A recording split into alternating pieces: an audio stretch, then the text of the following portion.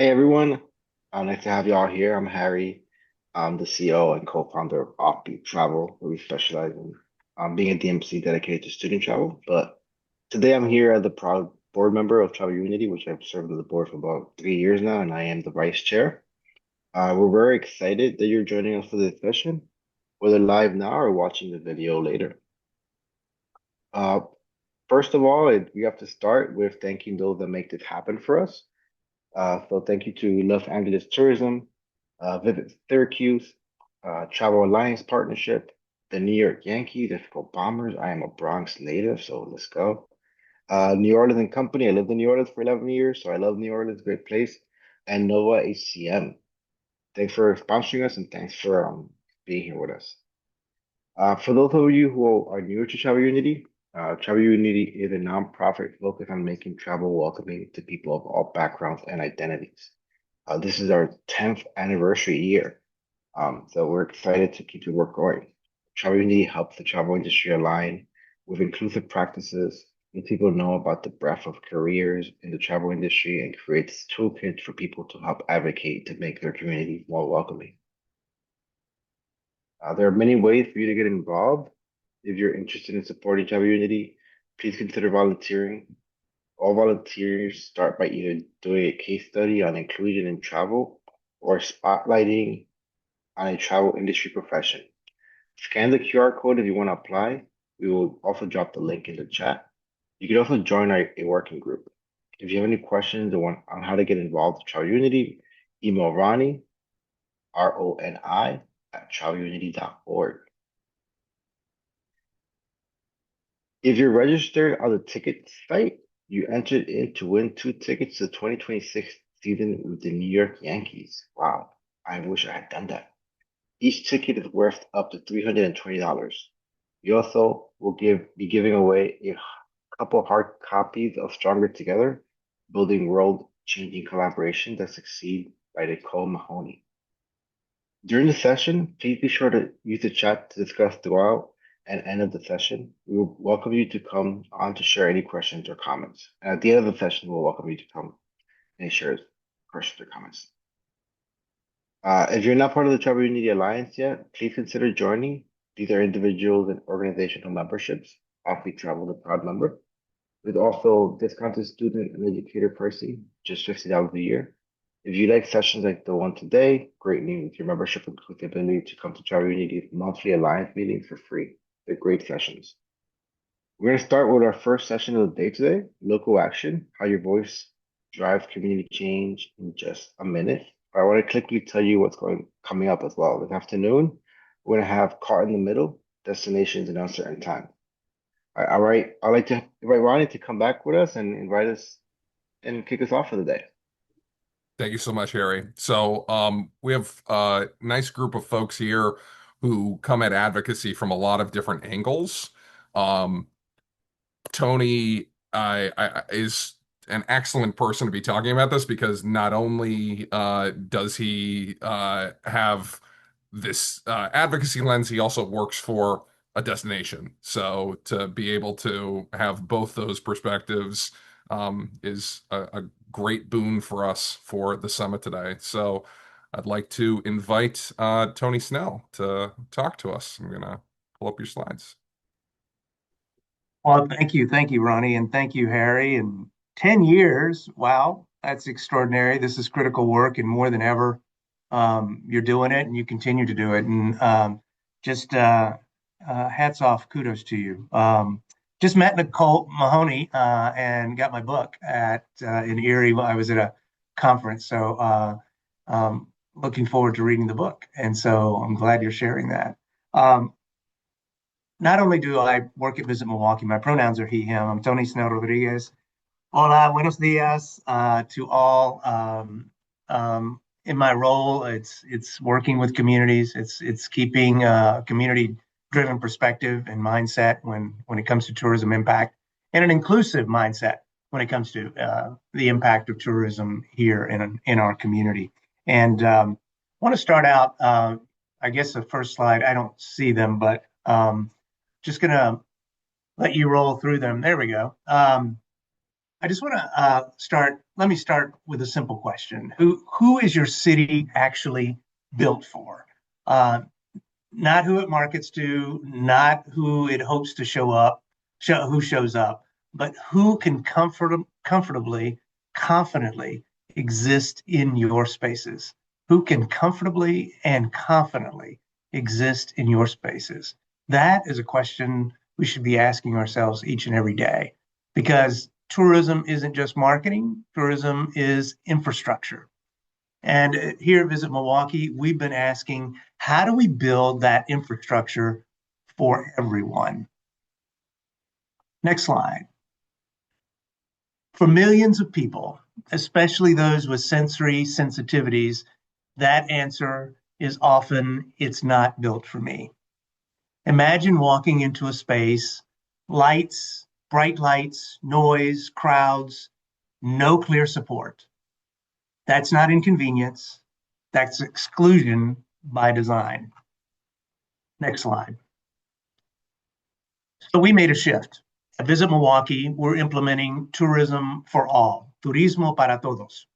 And what that does is move us from aspiration to implementation, from talking about inclusion to building it into how our city operates. That isn't a side initiative. It's how we're shaping the future of Milwaukee as a destination. And also, I wear another hat in the city. I chair the city's Equal Rights Commission. So in my civic perspective, in my work directly with the city, this is something that's top of mind with me every single day. And I've served on that commission now for 10 years. And here's what makes this so powerful. This is not just Visit Milwaukee. I think we're on the next slide. Sorry. This is a citywide effort, working alongside the mayor, the president of Common Council, Jose Perez, and leadership across departments and our partners to move this forward together. Because real change happens when public leadership, destination leadership, and community voices align.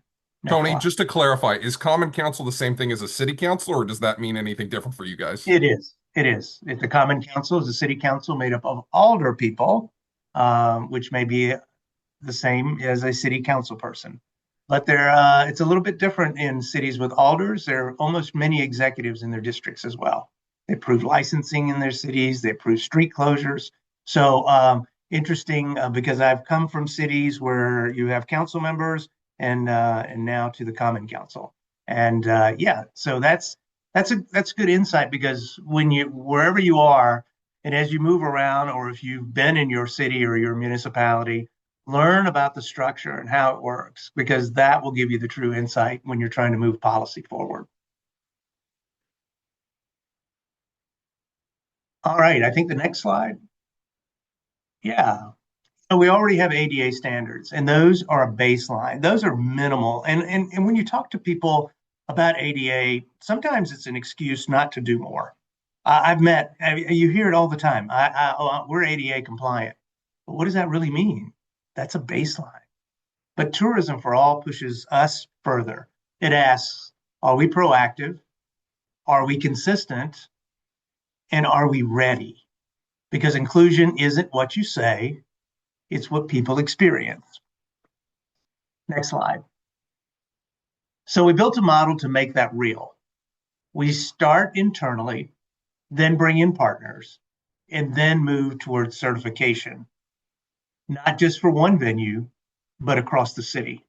Because the goal isn't pockets of accessibility, it's a citywide standard. Next slide. And it starts with people, training frontline staff to recognize, respond, and support, not perfectly, but confidently. So let me say that again, not perfectly, but confidently, because one moment of support can change someone's entire experience. Next slide. This is what that looks like in real life. A sensory bag when needed, a quiet space to reset, clear information ahead of time, and a staff member who says, I've got you. I've got you. That's not a feature. That's what you call trust. Next slide. Yes, this takes investment, but we're not funding a program. We're building a better experience for our residents and visitors. And when the mayor, common council, and partners align around that, it becomes sustainable. And that is truly important, not to start a program and an initiative and let it drop off as a check mark. There's got to be accountability. And next slide, we measure what matters. Partners certified, the number of staff trained, the experiences improved, because this is part of our Tourism for All implementation, and accountability is built in. Next slide. If you're wondering where to start small. Train your team, create a space, bring partners together, have conversations, because this doesn't start with scale, it starts with leadership. And leadership is also example. So your destination could lead by example and start with a few of its partners. And then we bring in the others. Next slide. Then you grow it from partners to communities, from communities to a city. That's how Milwaukee is approaching this, as a citywide certification effort. Next slide. And we're honest about the work, and that's important. There are challenges, but what kind of program and initiative that's going to be beneficial doesn't have real challenges? But when leadership stays aligned and the community stays aligned, we keep moving forward. But we have to keep moving each other forward too, because as you well know, and there's some people on the call that work with the municipalities, some things move at the speed of government.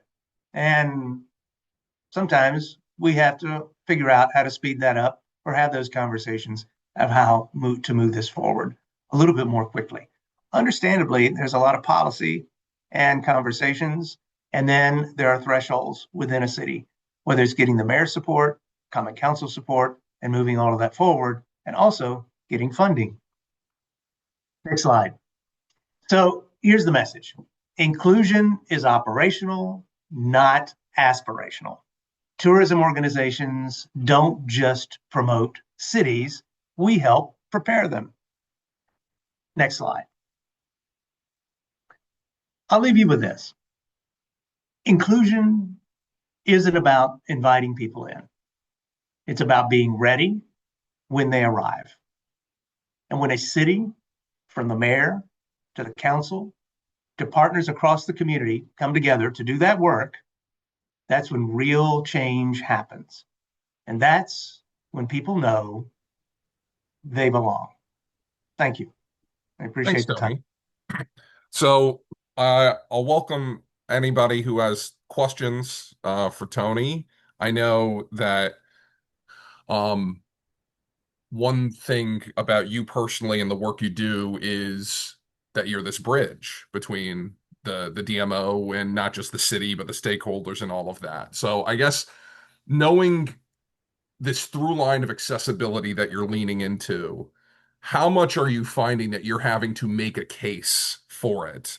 And as you make that case, how much of this is sort of dollar signs versus people having access and all of that? How are you finding on the stakeholder engagement side how people are reacting to this initiative? I think first of all it's education and having those real conversations about why we need to be sensory inclusive and how does that impact our residents, how does that impact visitors, and certainly if people want to talk about ROI, I'm happy to do that as well.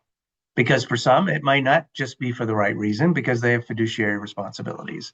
And granted, I understand that. And I think one thing for me, I have stayed principled, but I also know the audience I'm speaking to.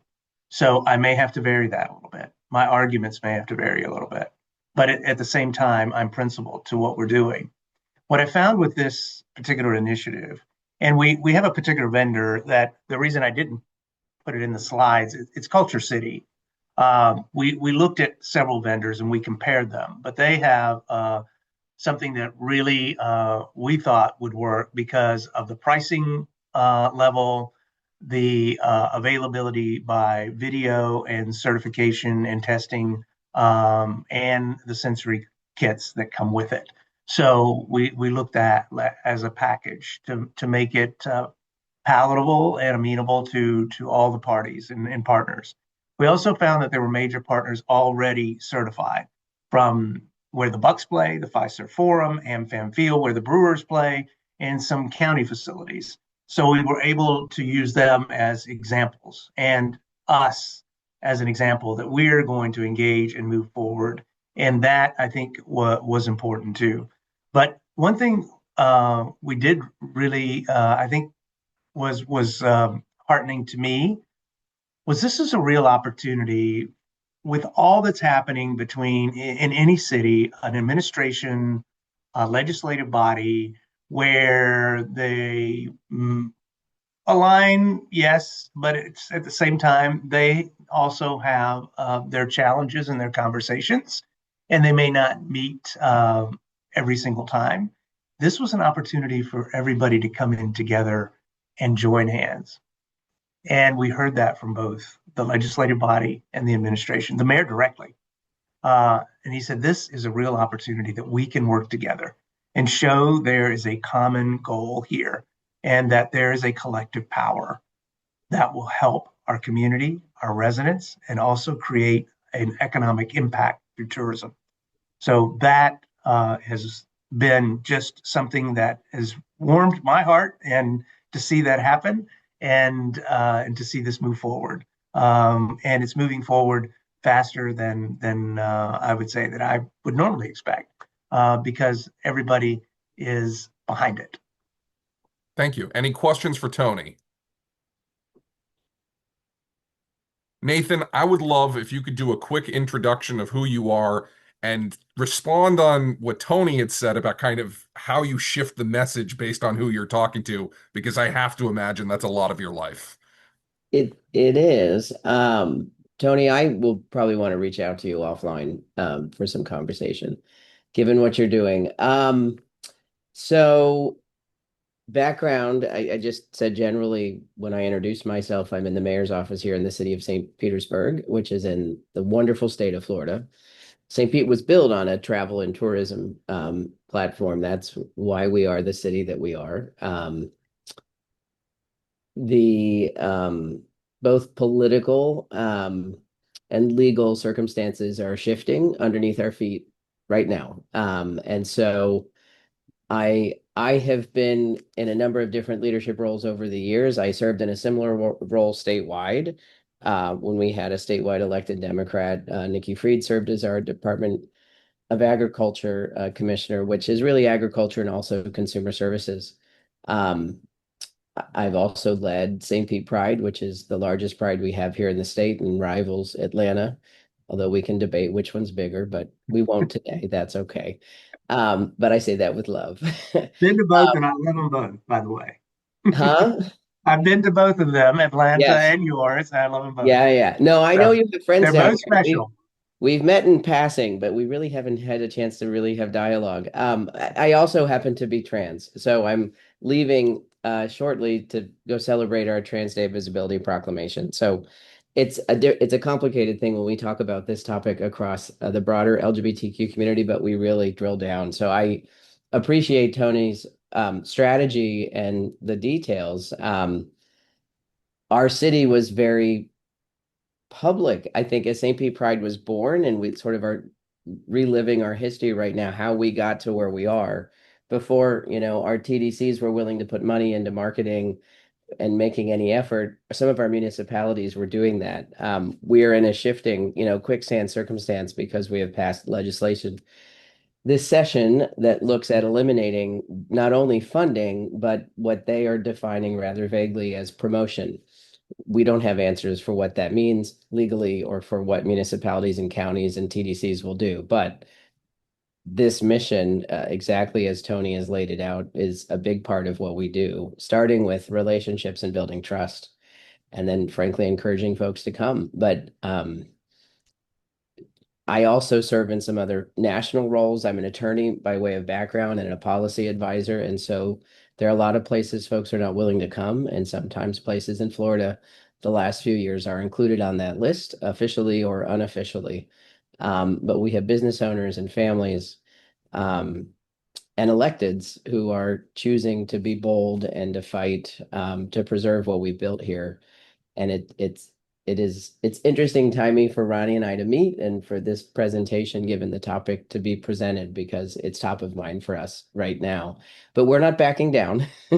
If you've been to St. Pete, if you've seen sort of where we've been in the last 2 or 3 months in this fight, certainly making the economic development argument. We know the city of St. Pete's Pride celebration, just for what we track in that weekend, um, is in line with our other largest international event, which is the St. Pete Grand Prix, which is an international IndyCar race that kicks off the IndyCar series. Both of those events are in the $60 million range for their economic impact. It does not include, from the St. Pete Pride perspective at all, the hundreds and hundreds and hundreds of businesses and families who have moved to this area and established themselves and their businesses and contribute to the economic power of our region. But um, yeah, I don't know, Ronnie, does that sort of give an introduction and answer some questions and put the framing of where we sit currently, at least here in the city of St. Pete? Yeah, I guess if there's anything more you could say in terms of you personally, and it could be this Sure. role or past roles, but Sure. how do you change messaging based on who you're talking to? Because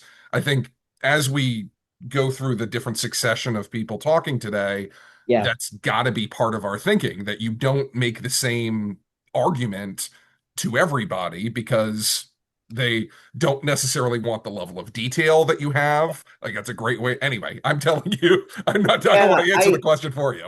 yeah, I mean, I'm an educator. I'm also an adjunct professor at the law school. I'm an attorney. I was a K through 12 educator. Um, I've led nonprofit organizations other than St. Pete Pride, also an LGBTQ youth center here in the state. The messaging does matter, but maybe it just sounds less fancy and maybe more direct. I don't really think the messaging changes, I guess is what I'm going to say, right? We might talk more technically depending on the circumstance. If we're within a government, committee, um, I I think sometimes we're over focused on getting the messaging just right. Frankly, in the years I've done advocacy, and I'm older than I appear, I have been across 4 decades now, and I just having folks talk around some issues is a start.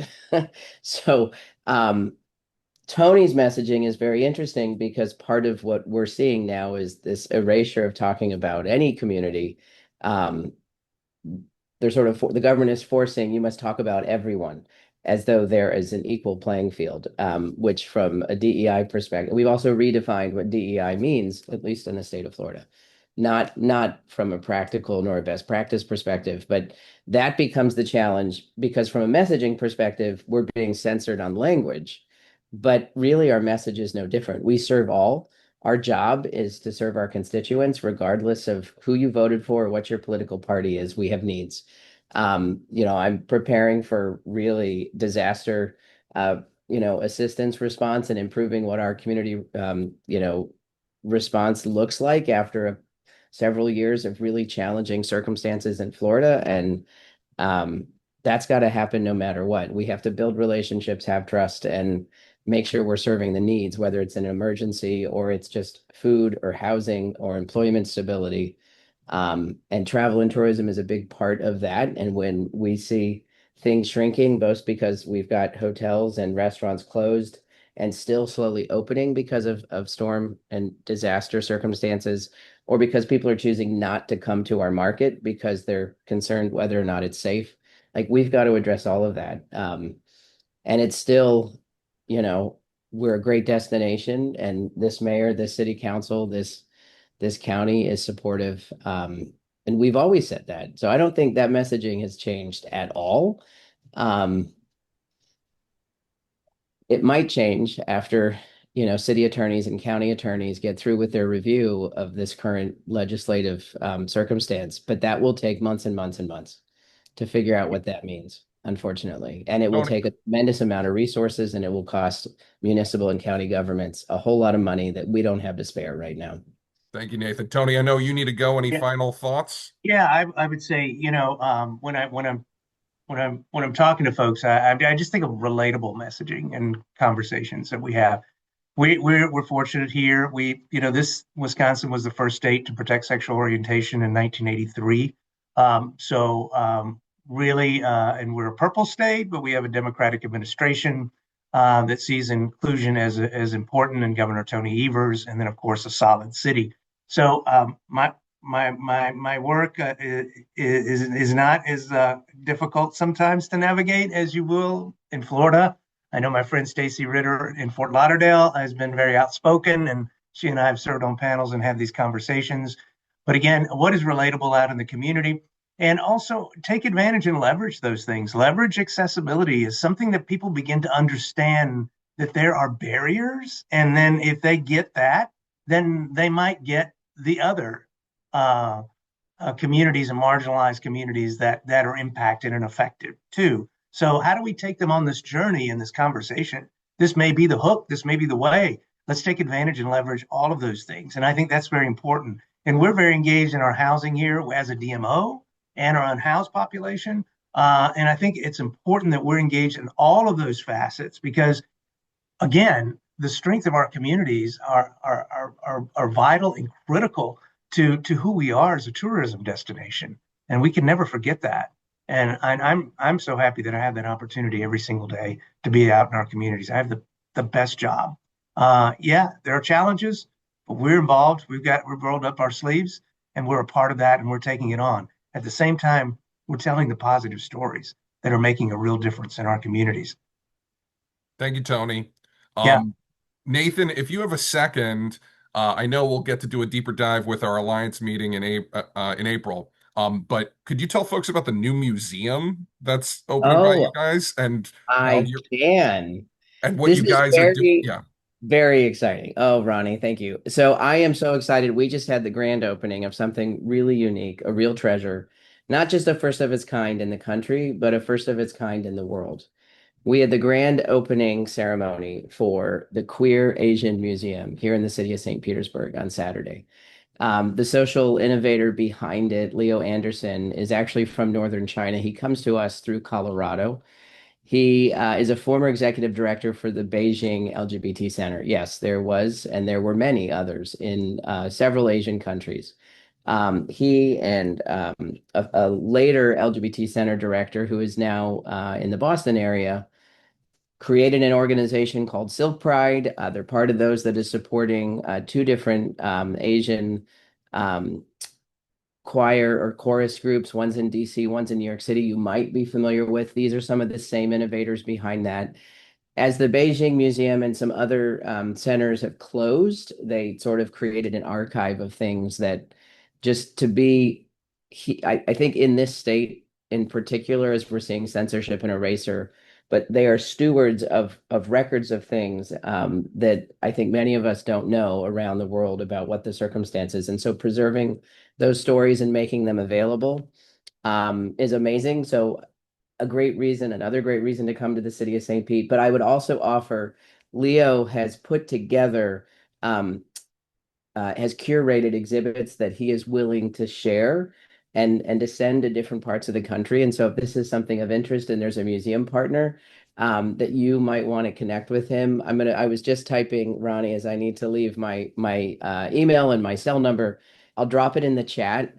But Leo would love to engage with folks. I think this is something we will support passionately here, but he is new to nonprofit leadership and development work, I will say. And so if it's something that folks would love to lean in and support, I'd love to connect you if you'd love to receive some of these things. It's really a beautiful circumstance. And there are things in these archives that um, have to be protected because I think the governments from which they came would take great issue with that. So not everything is on a public display and cannot all be photographed, but that they're honoring that legacy is just really, really impressive. And we just got a very small glimpse on Saturday, but we're excited here. And so yes, a Queer Asian Museum has come And the journey is just beginning. And everybody can be a part of that. It just happens to be here in St. Pete. So, Ronnie, thank you for letting me talk about that for a moment. And it was great to see you all. Yeah, and Nathan and I talked about the curator wanting to take this around, and I said our friends over in Greater Palm Springs might, be up for helping with something like that, and our friends in Cayuga County, where they have Auburn has New York State's Equal Rights Heritage Center, so hoping that we can bridge this more with the broader traveling community. So thank you so much, Nathan, and we'll get to hear from you more next month. Lew, would love for you to share because one thing I really wanted to be a part of this session is a couple things. One, I think sometimes people might feel like government isn't for them. There's nothing they can do to make it move.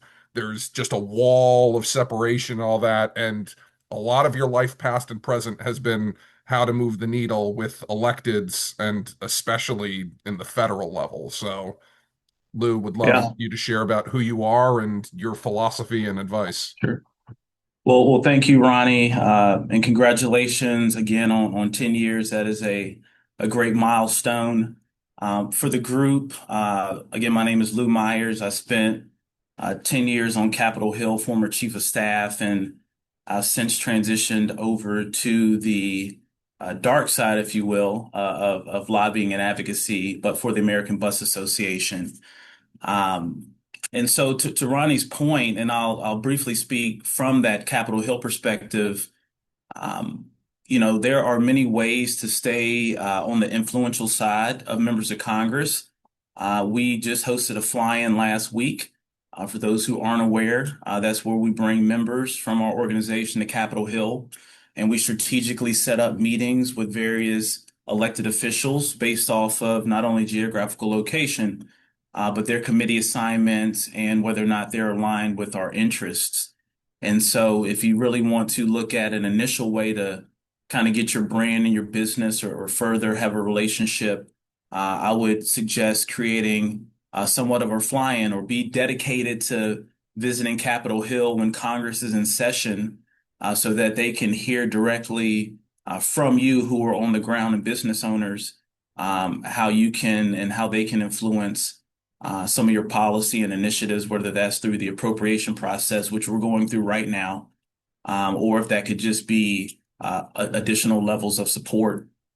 And even to that further extent, though we do a lot here in Washington, D.C. on the federal level, it's actually even a better strategy to get to know the state and local elected officials because they have a more direct day-to-day impact on your lives than we do here at the federal standpoint. And so, many are aware each elected official has a district office and they have staff dedicated to that district office, and they're often back in their districts doing town halls and other community outreach initiatives. So invite everyone to get on their distribution lists.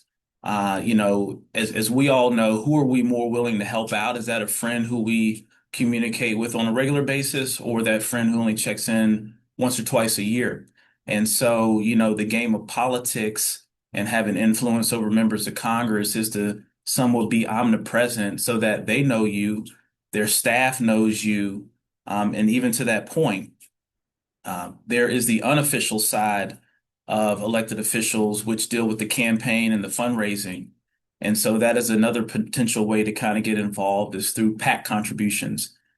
So if you identify members of Congress who align with your interests and your policies, find a way to, cut them a check or volunteer or get involved with their campaign or unofficial side, which will kind of help solidify that official side when you do these Hill and district meetings. Another way I've learned to effectively communicate and get your message out there is to work with certain journalists and news groups. When I was on Capitol Hill, I started a golf league, and I had them ever so often write articles, and so that way the message could be amplified from just my vantage point. We've at American Bus Association, we just finished a sign-on letter. National parks are somewhat under attack right now. There's a new international visitor fee of $100. which in some ways could deter domestic and international travel. And so having a sign-on letter or a call to action is another critical way to get involved with your elected officials to help, move the ball down the field. And then another thing we do strong is work with other partners within the industry, whether that's U.S. travel, groups like Travel Unity, CVBs, and other DMOs from around the country to help have that groundswell of support, that grassroots support when we need to go to Capitol Hill to actually get something done. And so, as you can imagine, midterms are looming in November. And so also is strategic to play both sides of the aisle and have friends on both sides, because you never know what's going to happen for the next, 6, 7 months, in addition to the remaining term of this current administration. Lew, you read my mind. I actually wanted to ask exactly that question. As somebody, who has dealt with both sides of the aisle, especially around these issues on inclusion, is there any advice you have? It's like you have a party that seems more predisposed and willing to consider this stuff, and you have a party, at least in general, that seems to potentially be pushing back a bit more. Do you have advice for people who have Republican electeds on how to get them on board with some of the topics that that we talk about around inclusion? Yeah, I mean, I think what people see in the media is a little on the blown up side. I think there are still pockets of common sense, whether that's Democrats or Republicans, who truly have the best interests of the country in mind. I think the polarized headlines that we get sometimes supersede what's actually happening in Congress. And you need, it's like a stock portfolio. You need to have some diversity. But at the same time, I'm more of a play it down the middle of the road long term and really see how much you can squeeze out of the orange on that front. And so I personally think that the House has a strong position to flip in November. When you look at the Senate, Democrats would need a +4 or net 4 to make the upper chamber switch blue. Right now, I would say that's a toss-up. But based on what these organizations' focal point is, and I think it was mentioned earlier, what is your why and how do you get there? And really just coming up with a short list of not only federally elected officials, but state legislatures, mayors, and another, way to a cheat sheet is find out, what these elected officials are really about. Many of them join caucuses that really, shine interest on, what they care about. And leaning into that is another opportunity to really shoulder up with those who will go to bat for you. And again, strengthening that relationship on a consistent basis so that you're not just reaching out for an ask when the time is right, but they're willing to actually go to the mat for you. So I'll just ask, I guess, a couple quick things then. Do's and don'ts in general. Anything else just in terms of actually talking to electeds to keep in mind of what to do or what not to do? And then for those who might be going on a fly-in, how do you make the most of that? Yep. I learned early when drafting legislation, try and put it in third grade reading level. That's the best way some of these elected officials consume information. There's nothing worse than trying to explain something that's very technical because you get lost in the weeds. And so when we develop talking points or strategies, we want to, it's like a parable. You want to have something relatable that people can digest. When it comes to a fly-in, sometimes you see fly-ins that consist of several hundred people. As mentioned, we try and do between 20 and 40. You could have a fly-in of 3 people. It's really not the mass of the fly-in, but the material and what you're looking to convey with that office. And so, being organized and having kind of 3 or 4 top line messaging items you'd like to discuss with those offices is critical. In the chat, I dropped our economic impact report from the American Bus Association. One hat that I wear is over our foundation. Each year we invest close to $500,000 in various projects to help move the group tour and travel industry. So I encourage everyone for your, business and marketing take a look at that economic impact report. We break it down on a state level, all the way down to a congressional level. So you can kind of see how the motor coach and group travel space directly affects and influences some of the decision making you make on your ends. And it's really a way to justify with local governments when you're asking for money, infrastructure improvements, and things of that nature. And just lastly, there's a ton of grants on the table through EDA, which is the Economic Development Administration. They have some assistant programs that are worth looking into. You can absolutely visit their website and get an idea and a flavor of what they do, from public works to, again, infrastructure down to economic development and diversity. So a lot of tools out there. I think, 25 was a year of kind of, if I look at a 10-year scale, I kind of throw this out as an inflection point. I think 26 will start to see a bit of a growth pattern getting back to where we were in 2024. Now that people have kind of had a year of the current situation and political climate under their belt. Obviously, there's still a lot happening in the Middle East, which could affect fuel prices and ultimately travel. So we're kind of monitoring everything here at ABA. But again, thank you again, Ronnie, for hosting this. If anybody has any questions offline, happy to answer those. And again, happy to join in the conversation. Thank you, Lew. Any questions for Lew before we move along? All right. So what I want to do is have Josh share a bit, and then Robin will round us out today. So, Josh, I know that, advocacy and being an advocate was not something that, you came out of the womb doing. So it'd be great to hear a bit of your journey and how you've, leaned into that. Sure. So I'm Josh Heinz. I'm obviously with Visit Greater Palm Springs. I started working here in 2021. I have a blended family that has 3 boys on the autism spectrum. My oldest son is profoundly autistic. He will always need care. And my stepson, who's 2 years younger than him, they're 26 and 24, is also severely or profoundly autistic. And they are both in group homes, and they will always need care. And then my wife and I have a 12-year-old son who is small, minimal needs. Some people would say high functioning. Different people say different things to describe it. Level 1, whatever. So anyway, so it's been something that has been in my life. Autism has been in my life for 6 years. And my wife and I are musicians, and we do something called the Concert for Autism out here in the Greater Palm Springs area. And when I got hired at Visit Greater Palm Springs, I was hired for something else in the partnership department. But I told that story, my background, and our CEO came to me and said, "Hey, have you ever heard of autism certification?" And he knew about autism certification because he had a relationship with Visit Mesa and Mark over there, the CEO over there, who got Mesa to become an autism certified city with IBCCES.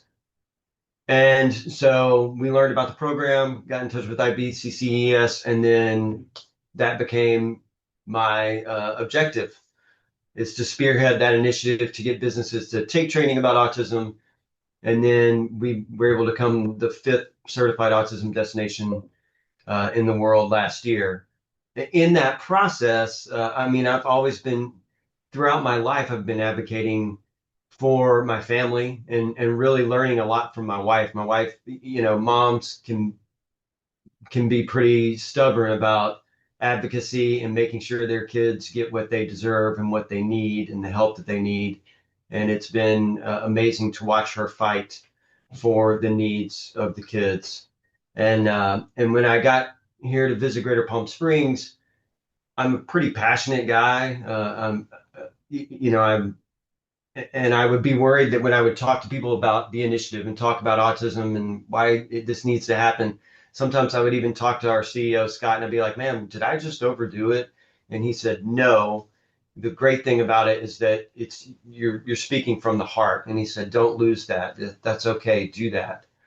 And so what ended up happening when we get into doing this program is, obviously there's a cost. And so often I would talk to somebody with a hotel or an attraction or restaurant, whatever, and they'd say, "Yeah, this is really nice, but the cost. I mean, we're renovating the ballroom and blah blah blah, and it's more important to get a new chandelier than actually teach people about empathy and caring about people." Not they didn't say that bluntly, but I'm just. It's Uh, a metaphor, it wasn't literal. it's, but it's when you whittle it down, that's the truth. In the sense of that they think it's more important to spend money on making something look pretty instead of teaching their staff members how to be more empathetic and understanding of people that are different. And that's sad, but I can't change that. Um, that being said, we knew we needed to get funding for businesses to help them be able to pay for certification. And obviously, there's grants out there. I'm glad Lew just mentioned the EDA stuff. I'm going to check that out. But we wanted to get something to where the local cities got involved. If you don't know anything about Visit Greater Palm Springs, we work for 9 cities. So we're kind of a unique DMO. I know that there are other DMOs that have a few cities or a few municipalities or whatever, but we work for 9 of them, and we build our relationships with the city council. We have city council members on our board, all that stuff. What I had to learn, and I'm going to hurry up because I know it's 9:52 and we still have somebody else behind me, is I had to be out there the same way I was when I play music and I go out to shows and bands and meet different bands and stuff. And I've been doing that for my whole life. I had to realize I had to go to luncheons and ribbon cuttings and this and that and get to know the city council members. And what that led to was that the city of Palm Desert, they had a woman on the city council who had family members that were on the autism spectrum. And she moved into the mayor's office because they do the rotating mayor thing where every year. And when she got in that position and she knew about she heard me speak about it and talk to me about it, she really pushed for it, for getting involved in the program. And in turn, what I decided to do was to literally just go to a city council meeting and go to public comment and tell the city, thank you for getting involved. Would you consider creating a grant for your local businesses to help them get certified? And so those things all coalesced at the same time, and they ended up creating a grant. And then another city created a grant, and then 2 other cities have told me they're going to create grants. And because when you got 9 cities, they all kind of want to, the dominoes can fall. They all want to copy one another. That being said, I think what Ronnie wants me to tell you is that if you don't have or build your relationship with city, of course, Tony was saying so much great stuff. Nathan was saying great stuff. I don't even know if I can give you anything better, but you never know how that's going to work out. Go to a public comment. Tell the city, please advocate for those with disabilities, not just autism, those in wheelchairs, those with visually impaired, hearing impaired. And lastly, I'll tell you this. Through this thing, my brother runs a heritage railroad in Western Maryland, in Cumberland, Maryland, called the Western Maryland Scenic Railroad. So because of what we were doing, he said, okay, I'm going to get the railroad certified. And he did that. And he has a board member that is on the state, that is a senator in the state of Maryland. And that gentleman has now talked about going and introducing a bill that will require first responders and police all throughout the state of Maryland to take training about autism. Now, this is in the infancy stage, so if you know anybody in Maryland, don't go yakking at them because it's but that's what you never know. This little thing that I have advocated for and fought for here in California might make a statewide change, in Maryland. And when other states hear that, that can in turn make other states require it. Because in the state of California, I'm required every 2 years to take sexual harassment training. Why can't we have a law that says you take training about learning to be empathetic and understanding for the neurodiverse?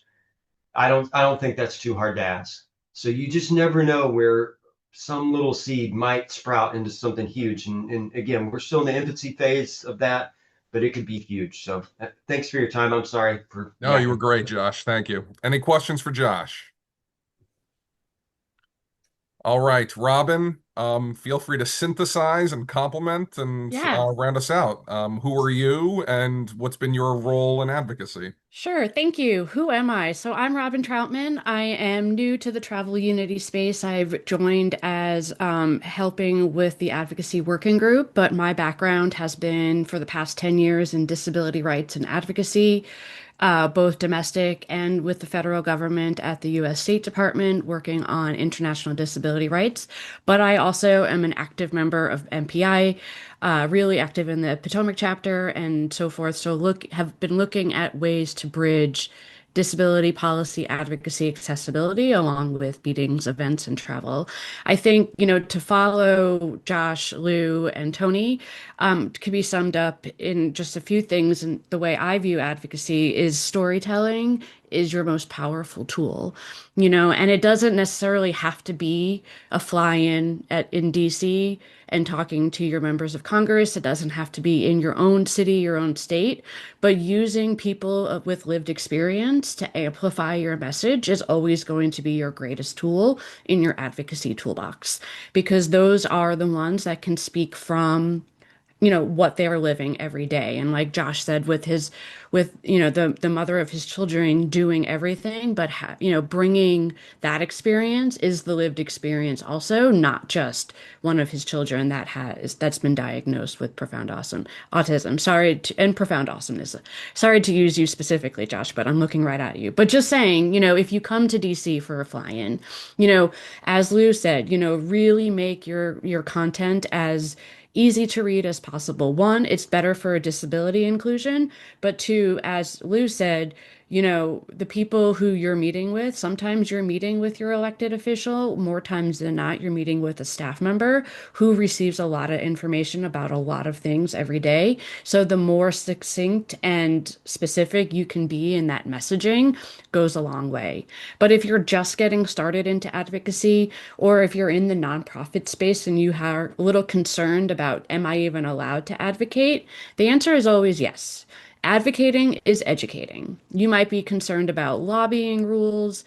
That is, yes, there are lobbying rules, and that is about how you go and advocate and what you ask for. If you're just going to an elected official and you're saying, this is important to me because, bring someone who has the ability to say, we want you to vote yes on this. But you're going and speaking with elected officials, speaking within your own organization, within your community to say this is important and we should talk about that. That's what advocating is. Advocating is a really, really great synonym for educating. You're just making sure people are aware of what is happening in your space and use the tools you have. You don't have to spend money to fly into DC. Use social media, call out members of Congress, whether it's for good or for bad. If you meet with a member of Congress or an elected official within your local or state, on social media, say thank you to delegate whomever or council member this for meeting with us to talk about why this is important. Or if they don't meet with you, you say, hey, Senator so and so would not meet with us, and here's what's happening in that state. I think Robin, just also, very yeah. quickly, I wanted to actually ask Lou and then you about the legislation piece of this. Mhm. How much do you think that advocacy should be around a topic versus, hey, there is a bill or there's a regulation or whatever? What is that balance? Starting with Lou, if you have an idea or have an answer. Yeah, I like, and Robin hit on some unbelievable points. I think timing plays a role as well. Everything within kind of the legislative calendar, even through the two sessions of Congress, kind of having that cadence and that timing so that you build up to that critical ask. As mentioned before, you don't want to go into a probe season asking for $5 million and nobody knows who you are. And so there is that background and that prep that goes into making sure you have the proper timing for it. And I completely agree. I mean, everything doesn't have to be a fly-in. That's just one component. There are 1,000 different ways to create that advocacy initiative more than just coming into DC.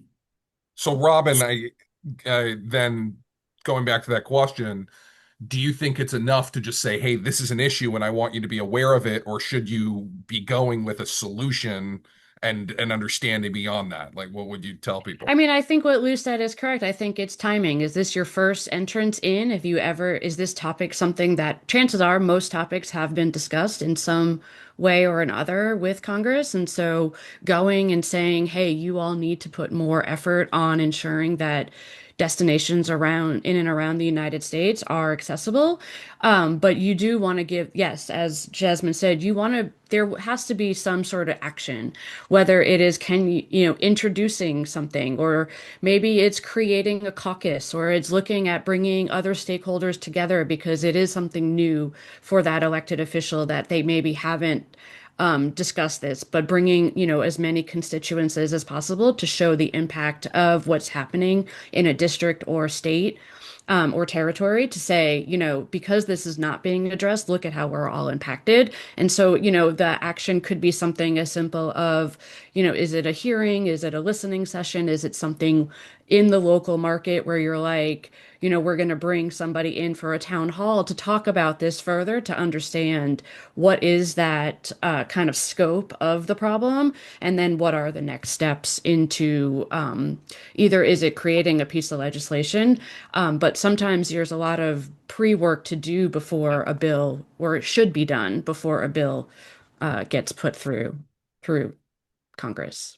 Yep. And just to tie that all up, she's absolutely correct because though we interface with the member, it's ultimately the committee of jurisdiction that is going to eventually, if it ever gets to bill language and ultimately to the floor and to a vote and into law. So having some relationships within the committee as well can have its benefit. Cool. Robin, I know there's a lot more to say, but There's always something to say if you when want it to comes wrap to up with advocating. a few more No, thoughts, and I then will yeah. just say that, Travel Unity is this, we're just starting to kind of dip our toes into more elected official advocacy. I would say Travel Unity in itself for the past 10 years has been an advocate. But in terms of advocating to elected officials, we're just kind of dipping our toes. And so if anyone is interested, we've just started by getting into the conversation around paying our TSA agents. So something new, we put out a statement on social media, which is always a great first step. And then becoming, working within some coalition partners, looking at what US travel is putting out and just kind of, easing our way into that space. We'd love as many experts as possible in the working group. If there are pieces of things that are happening that you think, it would be great for Travel Unity to touch on, let us know, and we'd be happy to see what that looks like. Thank you, Robin. And yeah, I'll just echo, we this week put out a statement around the transportation security officers paying TSA. US Travel has a very easy portal where you can click that you want to contact your electeds. So we'll share a link to that as well. But yeah, it's the reasoning for us doing this is because it's on both ends. It's not really fair to tell people you have to work and we're not going to pay you to do it. That's kind of the bargain you have of what work is. And then the impact that this has on travelers. I mean, I know Robin and many folks on this call care about folks with disabilities. It's difficult for non-disabled people to be on a line for hours and hours. I can't imagine, if you have a disability yourself or children with disabilities, this is a very profound situation that needs to be addressed. So, with that, thank you to all of our speakers today. I really appreciated the breadth of knowledge that everybody had, and you taking the time to share it. So, thank you so much. Thank you, everybody.